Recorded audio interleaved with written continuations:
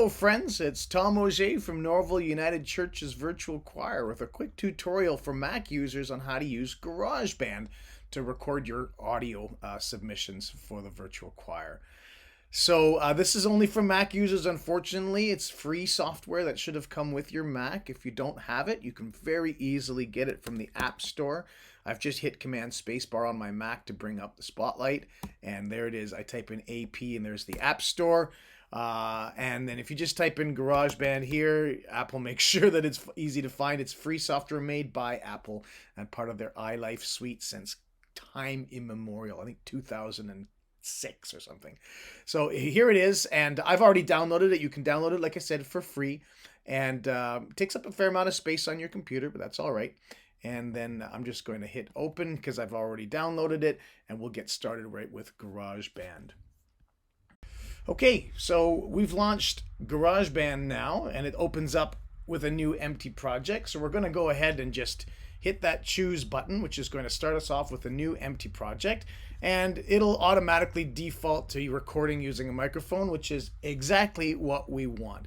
The options that you want to look at here, you do want to hear your instrument as you play and record because we're going to be using headphones. Very important to have headphones connected to your computer so you don't contaminate your vocal track with the sound of the piano. And let's see what else. The input right here. This is where you can choose what microphone you're using to record your audio. I've got an external USB microphone here, which is selected in the input device. If you've got a modern Mac with a good quality internal microphone, you can also use that, or a separate external audio card is even better. All right, so we're just going to move along from there, and we're going to hit the create button. So now we're in GarageBand proper. It's got a new file that's open, and what you're seeing here is a track called Audio 1. I'm talking, and you can actually see the levels go up, which tells me that it's recording into that track, which we don't actually want to do quite yet. So I'm going to actually just turn off this little input monitoring for now, because otherwise I'll hear my voice as I narrate, and that's a little bit annoying. But that is in fact what you want to have turned on when it comes time to creating that vocal track. So we're going to leave this audio track here for now, and we're going to bring in the accompaniment track first. So I've got a folder already on my hard drive. I've downloaded the audio, and you have two options right now. One is to bring in just the piano part. So I've got a folder here with just the piano tracks. Here are the two hymns for this week, and I can just drag that guy into a brand new empty slot. So you can see I'm doing it below this audio where I'm going to record my vocals, and here I drag it in. And notice that I want to line it up with bar number 1. Because we slam it all the way up to the left hand side like that, and then we let go. And now we see the audio file's been brought in, and those spiky things is actually the visualization of the sound file. So the bigger the spike, the louder it is. And that gives you a sense of where the actual audio begins. And you can see there's some silence here, and then the audio begins.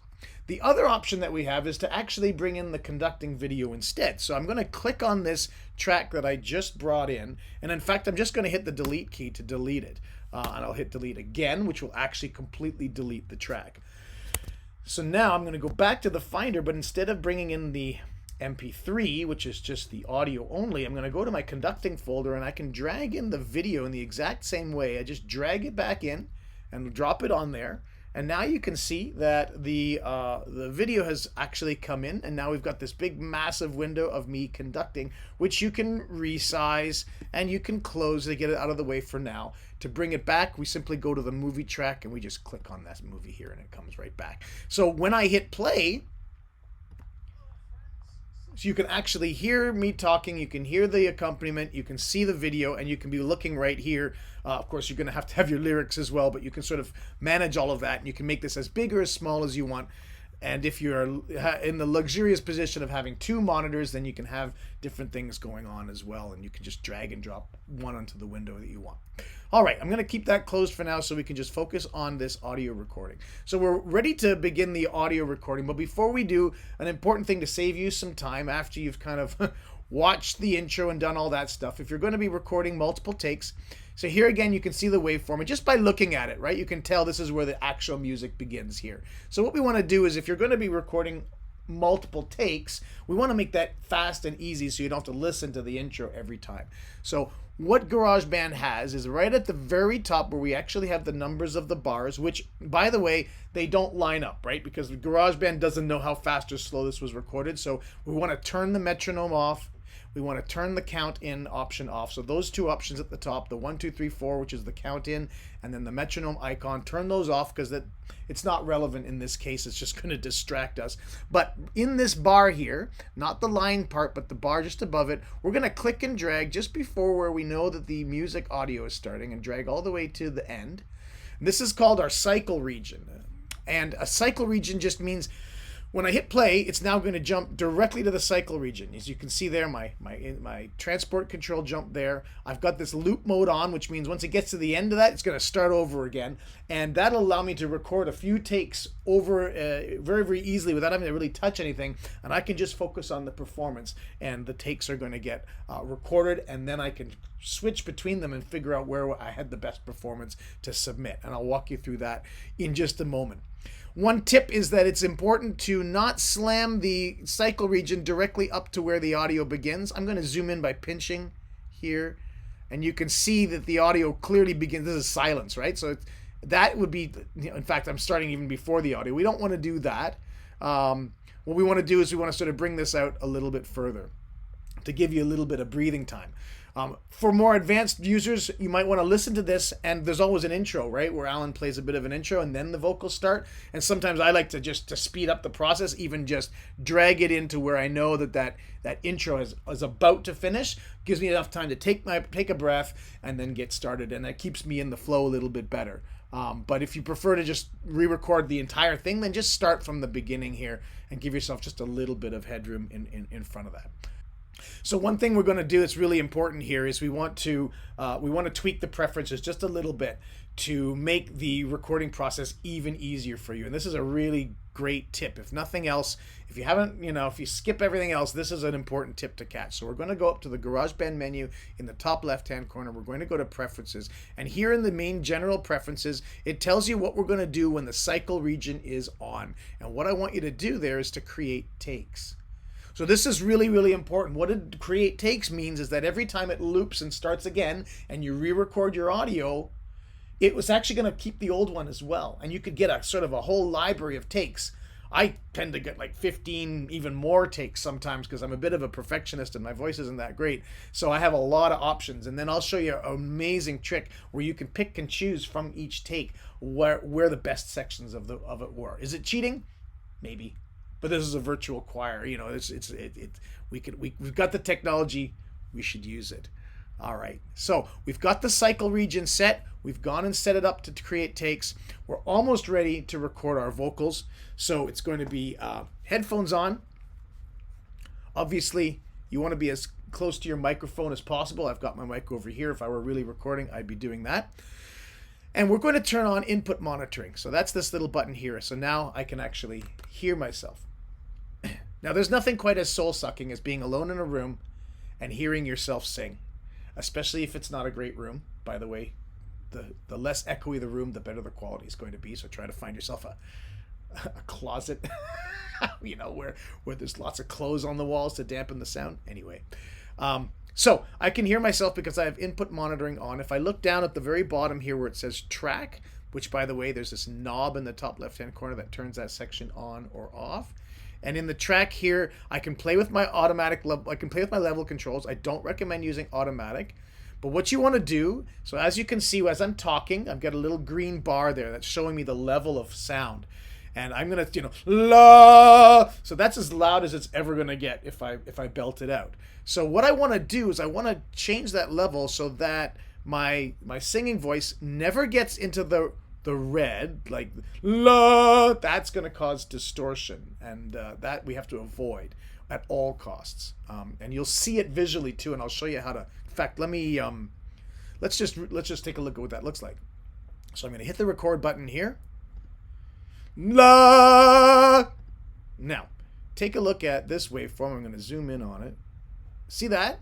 It's instead of having these nice little spikes, it's just this solid shape because the lows and the high volumes are so big that they exceed the capacity of the Mac to actually record it. So that is, If you see any of that kind of thing where the waveform goes beyond, seems to like cut off, that's called clipping.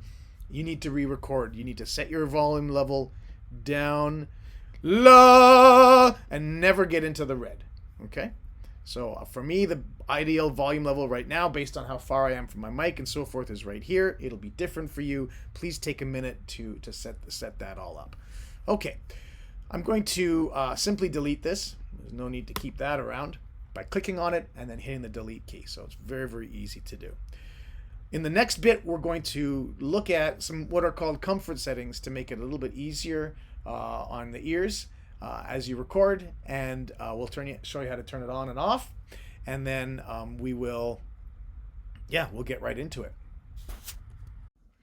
All right, we are ready to start our recording. We've got our mic levels kind of set up the way we want them. And what we want to do is we want to create some comfort settings. So over here in the top left-hand corner is this library tray. If we keep that open and it knows, and we've got our vocal track selected here by clicking on it, we have some options for some effects that it can add on there for us. And so we're going to go over to voice. The one that I like the best, and you can play around with these, many of them really distort the sound, but the one I like is called natural vocal. What natural vocal does is it adds a little bit of EQ, which you can play with if you want, make yourself feel a little bit, warmer, or however you like to do that. This is entirely for your own listening pleasure because it has no bearing, or should not have any bearing, on how you export the audio. And then we can keep echo off, but we can add a little bit of ambience. Ambience widens the sound a little bit by using a chorus effect and a very, very short plate reverb. And then we can even, if you want to sound like you're in church and you're in an echoey hall, you can even play with the reverb settings. This is entirely up to you and will not affect the quality of performance. It's just comfort settings so that you feel better with your voice and maybe help you stay in pitch and so on. We're going to turn all of that stuff off before we actually export the audio, which is extremely important. And I'll talk a little bit more about that then.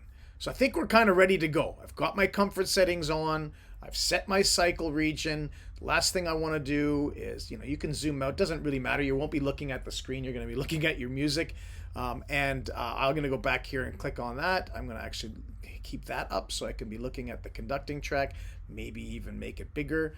You'll probably, for a while, until you memorize the keyboard commands, you'll probably want to keep your transport controls, your play and your pause and all that stuff sort of available so you can click on them with the mouse. But I will tell you that all you need to remember are a couple of keys: the space bar for starting and stopping. And the way it works is when your cycle region's on, every time you stop, it starts at the beginning again. If that's annoying, or if you want to record like a certain section, move your cycle region, or just turn the cycle region off. There's that cycle region with the loop there. And if you want to just hit play and start recording at the same time, you just hit R, boom, and that'll just start things off. So I'm going to go get myself set up in front of my microphone, and I'm going to hit R, and I'm going to watch the conducting video, and I'm going to sing a couple of takes, and we'll see how that goes. Okay, we've got everything set up. Microphone's here. I've got my music open. I've got the conducting video here. It'll be ideally right in front of you. My volume levels are set in halfway decent, so I'm ready to go. So all I'm going to do is hit R and start to sing. And I'm not going to stop until, I've gotten into the zone. I've felt that I've laid down at least 2 decent tracks. I'm always going to go, once I get that one track, I'm like, okay, that was a good one. I'll record one more for safety, because you never know. There might be, like, the dog barked in the middle of something, or your voice cracked, or whatever, right? So it's always good to have just a little bit of extra buffer. Otherwise, there's limited value in using this tool. This is why we're doing this here. All right, so R on the keyboard. How beautiful the march of days as seasons come and go. The hand that shaped the rose has wrought the crystal of the snow, has sent the silvery frost of them, the flowing waters seal, and laid a silent loveliness on hill and wood and field.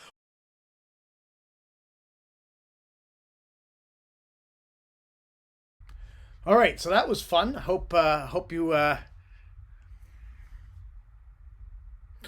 right, so that was fun. I did about 5 takes. Actually, you can see right here the total number of takes that I did. 5 takes, and we're going to now look through the painful process of listening to yourself and figuring out which take is the best, or better yet, doing what I call a Frankenstein, which is pulling together the best parts of each take. Somewhere where you missed a breath, you choose another take, or some place where you slightly wavered in your tuning, or whatever. The dog barked, and we can sort of splice around, and it's very easy to do. It's advanced stuff, but actually GarageBand has made it super easy. So let's take a look right now. I've dismissed my movie window. We don't need that anymore. In fact, if you want, you can even just go ahead and right click on the movie section and close that up, and you can always bring it back by going to somewhere. Track, show movie track. That's where you get it there. You can bring it back easily. All right, the other thing we're going to do is we're going to turn the cycle region off. The hotkey is C on your keyboard. You can also just click on that yellow bar and it will go away. Finally, you can also just click on the loop icon. And what we're going to do is below that bar, and this took me a while to sort of figure out that there's actually 2 places you can click. There's where the numbers actually are, and then there's below that where the sort of this ruler is. And if you click and drag there, you can move your transport, which is exactly where the playhead, if you will remember the old cassette tape days, that playhead, and then you're moving the tape through it. That's kind of what we're doing in reverse. We're not moving the tape, we're moving the playhead along. And so depending on where you put that, and then you hit the space bar, that's where it's going to start playing from.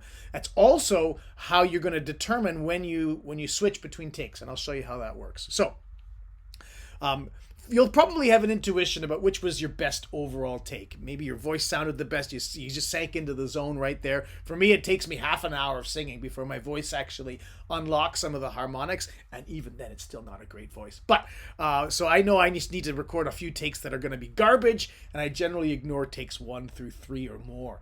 But I know that my take 4 was actually pretty good, except for the ending was pretty wavery. So what I'm going to do now is I'm going to audition this. Now, this is not for the faint of heart, because I'm going to ask you to turn off the accompaniment and just listen to your own voice. And you just got to be super critical about it, and you got to love your voice. That's going to take a while. If you're new to virtual choirs, trust me, there's a period of soul-sucking despair, moral agony as you listen to your naked voice for the first time in a very critical way, and you're like, I'm quitting. I'm not doing this. Do it. Do it. We want your voice. It's all gonna blend, and you're gonna get better, and it'll all so what's gonna happen is your voice is gonna get better, and your tolerance for your own sound is gonna increase as well, and eventually you'll just be okay with it. And so that's a process. And if this is new to you, we all went through it. Every single person in every virtual choir around the world has gone through that, and you can watch videos, you can see it documented in blogs and so forth. It's a thing. It's a thing. All right, so here we are. We're going to be honest with ourselves. We're going to find the best take. So here's the trick. So down in this take area here. Oh, sorry, we were going to solo this. Okay, so here we are, and the first thing we're going to do is we're going to solo our voice. So there's this little headphone icon over here. We click that on, and you can see it, the other stuff gets grayed out. That means that the only thing that's going to play is this. And from now on, we're going to leave that option on, because also when it comes time to export the audio, you want to make sure that you're not exporting the piano music along with it. That would then contaminate the audio, and it wouldn't be usable. So we want to make sure that option is turned off. You can see this little mute guy is also flashing, which is a great thing. The easiest way then is just to solo that one track. The next thing you need to know is that this little number here, all right, that's how you access your different takes. And we're going to be switching between these as we sort of go through. So I know take 4 was kind of my best take. I'm going to start with that. I'm going to move the playhead to where I hear that sort of starting, and I'm going to listen. And the beginnings of stuff is hard. In fact, this might be one exception where you might want to hear the piano first, just to make sure that you got the beginning right. So I'm going to unsolo for now, and I'm just going to make sure that I got that intro right in time. So I'm just going to back that up a little bit by clicking up here and hit the space bar. Space bar to start and to stop. So we're going to use the space bar a lot here. So here we go.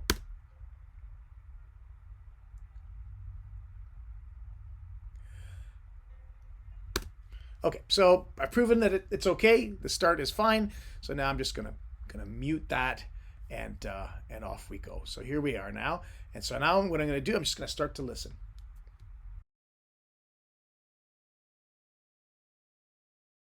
One of the things that I'm looking for as well is the visually, right? I want to check those peaks. If it starts to clip, that'll probably be throughout all of your recordings because your levels were too hot, your microphone levels were too high. And then unfortunately, if you're seeing that clipping, you're going to need to go back down to your record levels, and you're going to need to adjust it, and you're going to need to re-record. There's no way to fix clipped audio. You can't just reduce the volume here. The recording went over what the computer was capable of recording, and so that's damaged. So you want to check that pretty quickly. And I should have mentioned that maybe after your first take, or you do a little bit of a practice take, and you see how it goes. So anyway, I'm looking for those levels, but let's just keep going. So far, it's been okay. The first two stanzas were all right. Let's keep going. Okay, so this one here, it's a little suspect. There were parts that I were like, it's okay, I can let it go, but I have 5 other takes to listen to. So what I'm going to do, I'm going to back that up to where that section is. And so this is important. I'm going to zoom in a little bit by pinching. You can also use this control over here is another great way. And what I'm focusing on is like these spaces here where the line is quiet. Those are silences, right? Those are the parts in between. So that's how I know that's where that stanza begins. And that's also the only place where you want to switch between tracks. You're not going to do it in the middle of a vowel, for example. That 100% will hear that. It's going to be abrupt, and it'll be weird. So we're only going to cut on silences. And so sometimes you got to make a compromise. It's okay. I'm going to zoom in really tight here. For example, if you needed to, you could like there's a tiny silence there. And sometimes you can't get precise enough because this thing kind of jumps in the ruler. So then you need to zoom in. So I'm pinching with my trackpad, and you can get precise. We don't want to be too zoomed in, otherwise it becomes really tedious. Okay, so I'm here. So now I'm going to listen to my other take. So there's always, GarageBand keeps that number kind of somewhere. It sort of moves around, but there's always one. So I'm going to click on that. So I remember that for the most part, take 4 was good. So now I want to listen to some other takes and see if there are better takes. Now before I do that, and this is super important, I'm going to click on the track, okay? And I'm going to press Command T on my keyboard, Command T. Now Command T, what it does is I don't know why it's T, but it splits the track into 2 regions, and the different regions can pull from different takes. So this region over here is pulling from take 4, and by splitting the track like I did, I'm actually kind of locking that in. I can always change it. I can go back here and I can change it, but I'm protecting that because that was good. It was fine. So now I'm going to focus on this section and everything that follows, and I'm going to see if take 5 might have been better. So I'm going to switch to take 5 for that. You can see here it's still on take 4. So I'm actually starting to Frankenstein, patchwork my performance together. And as long as I'm cutting on silences, and as long as I kept the same general volume and I didn't mess around with my position from the microphone, it's going to sound, no one will know the difference. So here we go. Take 5 was okay. It had different problems than take 4. So let's maybe take 3. I'm going to click back up here in the ruler to start over again. And hit play again. Nope, I got some of the words wrong that time. Let's try again. Okay, so track 2 was better in some ways. At some point, you just got to let it go. We're not going for perfection here. You don't want to spend too much time agonizing over every vowel and every breath and all that sort of stuff. Just sort of generally, can you improve the quality and the timing and things like that. Okay, so what I'm going to do is remember that track 4 was my best take overall. So I want to always return, once I've covered off the problem area, I want to kind of go back to track 4. It's going to save me some time. So I'm going to split again right here because this is sort of the area that was in trouble. And so I'm going to go back, click on the region so it turns yellow, Command T again. And now I'll pop back over here. You don't actually have to move the slider. And then I'm going to change that. And I said take 5, take 2. We're going to stick with take 2 on this one. And then now I'm going to go back to take 4. because generally that was my better take. So I've, as you can sort of see here, now I zoomed out. Now you can sort of see we're starting to patchwork this together. We're always breaking on silences, so you won't know the difference. And now we're back to take 4. So I'm going to continue to listen to that, and we're going to keep going. Okay, here's an interesting one. I'm glad it came up. I've actually trimmed incorrectly. I got my timing wrong in take 4, and this is an area where I need to fix it.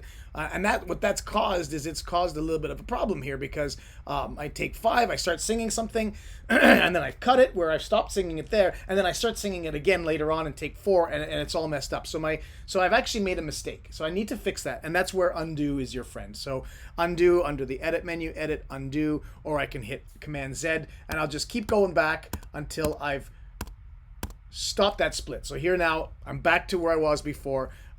There was nothing wrong with having a split here, so I'm going to put that back in, click on this bar, hit Command T, but I just need to be a little bit careful, and I'm going to switch this whole thing to take 5 to make sure that I get and I break on the next vowel, or the next word, which is actually here, and that will solve that. And then this guy's going to go back to take 4. So remember, if you make a mistake with this, it's just Command Z until you get back to where you were. If you keep pressing Command Z, you could actually undo the whole thing. Oh, this would be a really good time to save my file. Depending on your Mac, things happen. Things could crash, and then you would lose. Actually, you wouldn't, because GarageBand kind of does a little mini save, and it'll tell you can restore. So don't panic if your computer crashes. But it's still a really good time to save and save all your audio tracks. So we're going to go File, Save As, and to make your life easy, give it a good file name, right? So what I would do is I would just type in VU530 dash and then Tom. Why Tom? I know who I am. Well, because when you export this, it's going to have your name right on it, and then when it comes to me, it's going to have your name on it, and it'll just make my life a little bit easier. So do me a favor, put your name on there.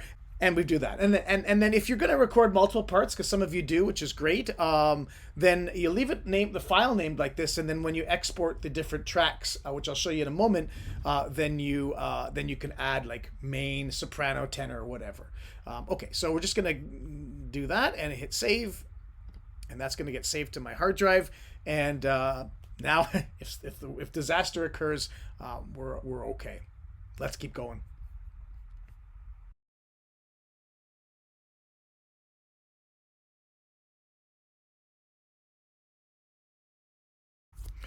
All right, this is the ending. Endings are really important, especially if we've got a conducting video. So what I'm going to do here is I'm going to just like preemptively trim on that very last stanza, that very last phrase. Boom. And I'm going to bring up the movie again because I want to just make sure that I've cut it off in time with the conducting track. So back over here we go to to track, show movie track. Going to click on this bad boy. Here we can sort of make this smaller, right? We don't need this to be huge, just like that. And I'm just looking for the magic fingers. All right, here we go. So let's just watch that. That's the one. If it wasn't, then we could switch it up. And then the last thing you can do as a personal favor to me is you can just trim off the silence. So when we get to the end here, give yourself a little bit of room. And since you've been pressing Command T all afternoon here, we're going to do one more Command T. Then we're going to click on that and just hit delete, and we're done. All right, so well done. What we've done is we've created that Frankenstein. As you can see, I used a bunch of takes. I used take 4 as my main, and there's a bit from take 2, a bit from take 5. So I'm glad that I recorded multiple times. There's not much more you need to do here. You could merge this. There's a bunch of things you could do, but there's no real value to it. Make sure you save, Command S. And so now we're getting ready to export. So we're going to come back and take a look at how we export our video. Okay, so we've sliced up our track. We've created our Frankenstein of our best takes. If you're, if you want to, you should just maybe listen to it all the way through. Make sure there's no audible breaks in between takes. If there are, even especially at the beginning, well, then you kind of have to undo until it goes away and fix that, because we don't want to have really disjointed or popping tracks. I ran into an area once where I had I had the beginning of some takes didn't line up, and so it would have created that big jump. I had to sort of go back to using one take throughout, because otherwise it just wasn't lining up. Okay, so the last thing, and this is super, super important. So you could just save your GarageBand file, export it, send it to me, and that's fine. However, it's going to be a really big file. It's going to include the video. It's going to include all your takes. It's going to include all that stuff, and that's you don't need to do that. What I prefer to have is just the raw audio file. And what's lovely is if you then export the audio file in its entirety, it's actually going to line up with everybody else's without me having to do a lot of jiggery pokery, as it were. But even if I do, that's fine. Like that's kind of par for the course when it comes to sort of mixing a virtual choir segment together. So here's what you're going to do. What we want to make sure is that there is no effects whatsoever. It's called dry. We want your vocals to be as dry as possible, because I'm going to put in the effects afterward, and I want to put the same effects. I'm going to balance them out so everybody sounds like they're in the same room. If you've used different comfort settings from the next person and we try to blend you together, it's going to sound like you're like exactly what you did. You recorded in a different area and you're not together, and you won't blend. So I want dry tracks from everybody, and then I can layer on the effects. Now, some of you may be looking at the GarageBand manual, and you might see a little thing down here. If you click on this, I shouldn't even show you, but I'm going to show you. And you're going to see this nice little thing called pitch correction. And you'll be like, I was a little pitchy. I'm going to use that. Don't. That's not on. It's not that it's cheating. Let's be honest. We've all used a little pitch correction. It's that the GarageBand tool does not have a very good pitch correction. And it's going to sound like Justin Bieber or Cher in her famous song where auto-tune was heard for the very first time. Do not play with these things. Keep them off. It's really, really important. They will be off by default. If they're not, click on the scissors icon and just take a look. Pitch correction needs to be off. Flex over here needs to be off. Okay? We want to keep everything just completely natural. If I need to do any pitch correction or whatever, I'm using different software to pull you together, and I can do that if it need be. I'll be honest, I've done it once in a year with one track, and I'm not going to tell you who, and it might even be mine. So we don't want to have pitch correction on. So we're going to click on this knob icon up here, which gives us the controls. And this is really important. Okay, what I want you to do is we're going to just turn them all off. Okay, so the easiest way, we can turn them off here, but you can see that these dials are still dialed up. So the easiest way to turn them all off is a little bit advanced. We're going to go in here, down here where it says plugins. We're going to open that up and scroll down. And all of these little blue guys are the plugins that are currently turned on. And then we've got master echo and master reverb. I want these off, off, off, off, off, and off. You can listen to your voice now, and it's going to be dry as bone. And so those comfort settings are gone, and you are going to be faced with the raw beauty of your naked voice. And so, feel free to listen to that and really get a sense of that. You'll also hear any echoes that you'll be hearing would be the room, right? And eventually you start to hear that, and you'll be like, oh gosh, I need to move into another room to record in the future, because the room brings a boxiness to the sound that again defines the sound and makes it harder to blend with other people recording in different rooms. So the less acoustic noise and reflections you can have in your original recording, the better. But that's sort of an advanced topic. So we've gone here, we've turned off all the plugins, we've turned off, what we're basically doing is we're defeating those comfort settings that we had on just for the sake of the recording.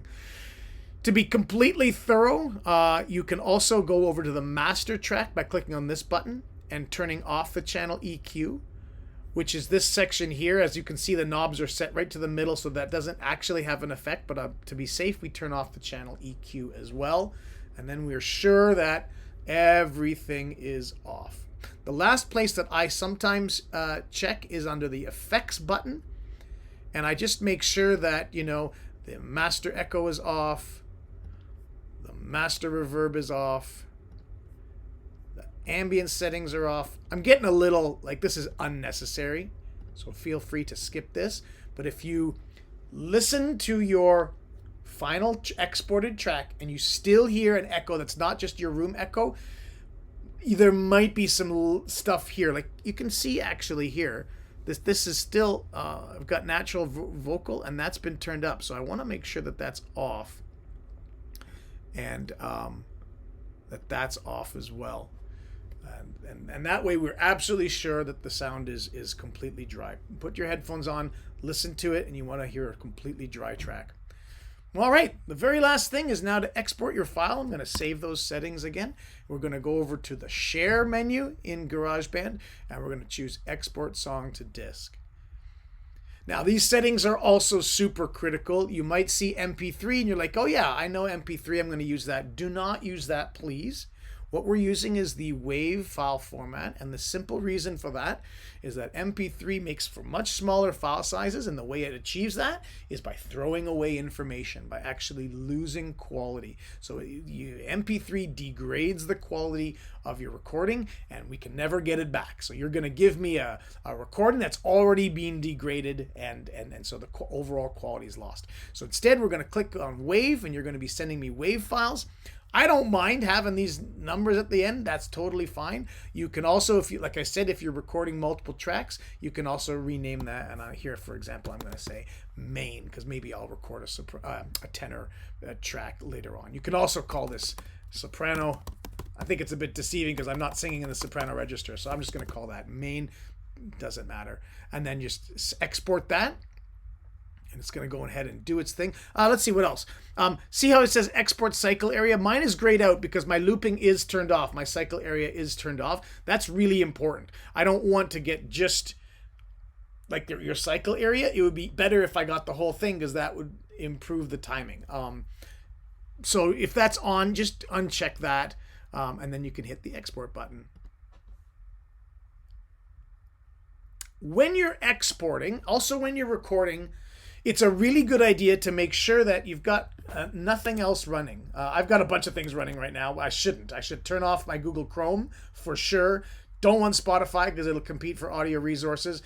You don't need your app store open. This is the software I'm using to record this tutorial. But generally, you just want to see GarageBand and the Finder.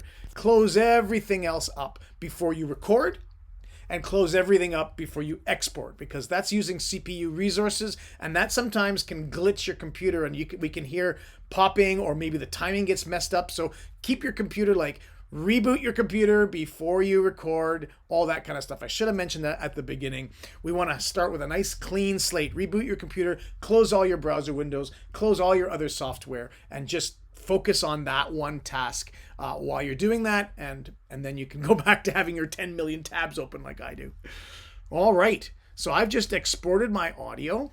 Now, if I wanted to, if I had recorded multiple tracks, so let's say I've got a new audio track down here by right-clicking, and now I've got this track here where I could solo that track instead, turn off the solo on this track, and now I could maybe record my tenor part. And then when it's time to export, again, we're just going to solo the track we're exporting. Be careful, you can't actually solo more than one track, which kind of defeats the purpose of solo. Yeah, so we want to make sure that there's only one headphone icon on at a time, and you would just basically turn that off, turn that on, and export that track. You don't have to click on it, but it helps. Okay, so let's say I had that tenor part, and I'm now going to export that. So share, export song to disk. So that's all the same settings, WAV again, and here I would just call that tenor, and off we go. The last thing I would like you to get in the habit of doing, if you don't mind, is to take 5 more minutes and just audition your track. Here it is. I just exported that. And what I'm going to do here is I'm going to click on it just once to select it. Then I'm going to hit the space bar. Okay. And then I'm going to hit play. Well, it automatically starts to play. First of all, what you're listening to, there's a lot of silence at the beginning, which is great because take a look. There's all that intro and then there's silence. So that's fine. In retrospect here, this might have been a good case for having the cycle region on, shouldn't it? Because all this stuff is just me talking, so it's a lot of wasted audio, which is why I had you hit the spacebar, because we can sort of jump around. But it's important that we hear silence here, because that way you know you didn't accidentally contaminate the audio with everything else. So you're listening, even if you might be able to hear it really faint. It's probably okay if it's super faint. It just means your headphones are leaky. But if it's fairly loud, then you'll need to re-record and make sure that you've got, you're just exporting your audio track and that you've got your headphones on and that you're not contaminating the audio there. All right, I'm going to jump around here. Come and go.